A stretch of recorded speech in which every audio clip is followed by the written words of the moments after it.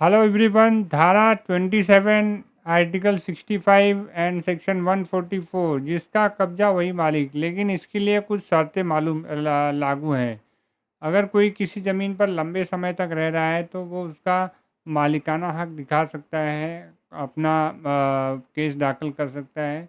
लेकिन उसके लिए उसके पास कुछ शर्तें हैं जो कंप्लीट होनी चाहिए। उन शर्तों की जानकारी के लिए हमारे कंप्लीट वीडियो को देखना न भूलें।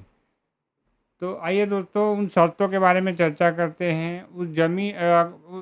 जिस ज़मीन का वो क्लेम कर रहे हैं, जिस ज़मीन पे वो कब्जे में है, वो ज़मीन की कुछ शर्तें इस प्रकार हैं। उस ज़मीन पर पहले से आपको असली मालिक का कोई उस ज़मीन नोटिस ना मिला हो।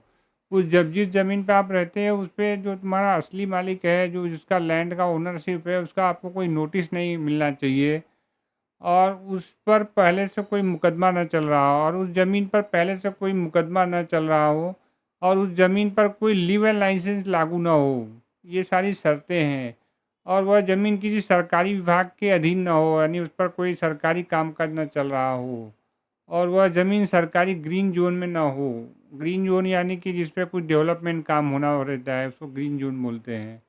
और उस ज़मीन पर अगर किसी प्रकार का कर्ज भी नहीं होना चाहिए। अगर किसी प्रकार का बैंक का लोन बाकी है तो बैंक के पास राइट है उसको बेचने का। तो इस पर वो ये सारी शर्तें हैं जो कि धारा 27 और आर्टिकल 65 के अंदर लागू होती हैं। धारा 27 में लिमिटेशन पीरियड 12 ईयर्स का है, जिसमें 12 साल जो कि प्राइवेट लैंड के लिए है। प्राइवेट लैंड और पर घर में अगर 12 साल के ऊपर से कोई रहते हैं तो वो मालिकाना हक दिखा सकते हैं, बशर्ते कि ये शर्तें लागू होंगी। और अब वही 30 ईयर्स है गवर्नमेंट लैंड के लिए।